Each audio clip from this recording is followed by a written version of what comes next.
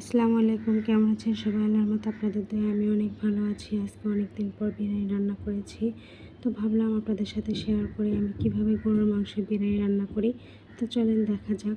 এখানে আমি 2 কেজি পরিমাণ মতো গরুর মাংস নিয়েছি। এখানে আমি 1 কাপ পেঁয়াজ কুচি নিয়েছি, আর দিয়ে দিলাম 4 টেবিল চামচ আদা রসুন বাটা, আর 2 টেবিল চামচ বাদাম বাটা। আপনারা এখানে যে কোনো বাদাম নিতে পারেন।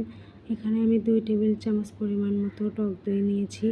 এখানে দিয়ে দিলাম জিরার গুঁড়া 1 চামচ, মরিচের গুঁড়া 1 চামচ, আর এখানে নিয়েছি বিরিয়ানির মশলা। বাইরে যে বিরিয়ানির মশলার প্যাকেট পাওয়া যায় সেই প্যাকেটে আমি ব্যবহার করেছি। আপনারা চাইলে যে কোনো ব্র্যান্ডেরটা ব্যবহার করতে পারেন। এখানে আমি নিয়েছি পেঁয়াজ বেরেস্তা, পরিমাণ মতো লবণ আর রান্নার তেল। এখন এই সব কিছু আমি ভালো করে মেখে নিয়ে 1 ঘন্টার জন্য ম্যারিনেট করে রেখে দেব।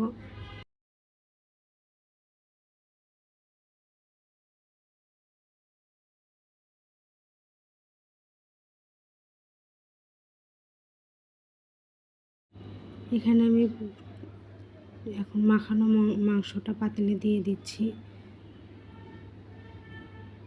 ভালো করে মাংসটাকে কষিয়ে রান্না করে নেব।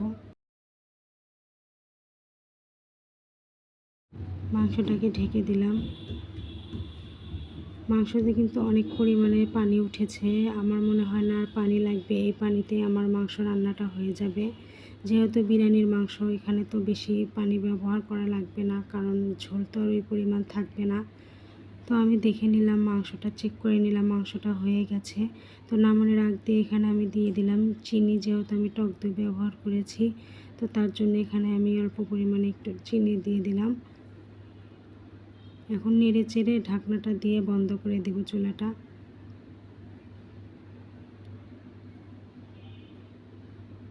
এই তো এরকম থিকনেস থাকতে নামিয়ে নেবেন। ঝোলটা এরকমই, গ্রেভিটা এরকমই হবে।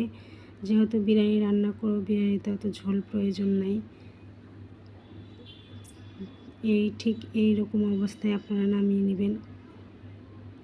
ওদিকে আমার তো মাংসটা হয়ে গেছে। এবার এখানে আমি আলু, বড় বড় করে আলু কেটে নিয়েছি। এগুলো একটু ফুড কালার দিয়ে আমি মেখে নিয়েছি। এটা এখন আমি তেলে ভেজে নেব। যেহেতু বাচ্চারা আলু পছন্দ করে, তো বিরিয়ানিতে আলু হলে অনেকটা মজাই হয়। তো আমি এই আলুগুলো বিরিয়ানিতে দিব, তার জন্য আমি এগুলো একটু তেল দিয়ে হালকা ভেজে নিচ্ছি।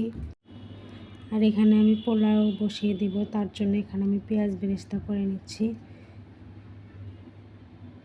পেঁয়াজ বেরেস্তা হয়ে গেছে, এখন আমি একটু উঠিয়ে নিব।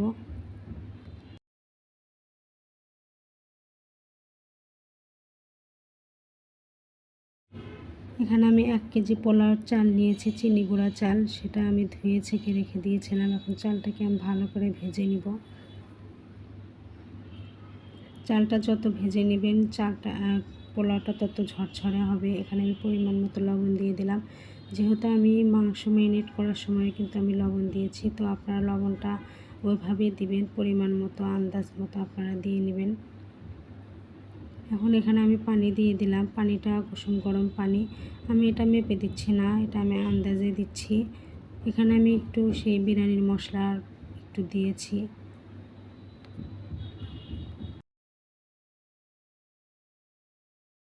দিয়ে দিলাম 4-5টা গোটা কাঁচামরিচ দিয়ে এবার আমি ঢেকে দিব। চালটা বলক উঠে গেছে, এর মধ্যে সেই ভেজে রাখা আমি আলুটা দিয়ে দিলাম। যেহেতু আলুটা ওই পরিমাণে সিদ্ধ হয়নি, তো চালের ভিতর দিলে আলুটা সিদ্ধ হয়ে যাবে। তো আমি এখনই আলুটা দিয়ে দিলাম।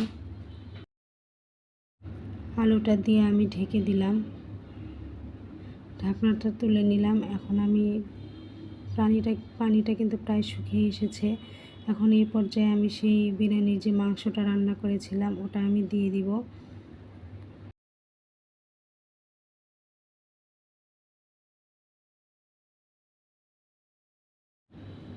তো মাংসটা দিয়ে দিয়েছি। এবার আমি মাংস চালের সাথে মিশিয়ে নিব।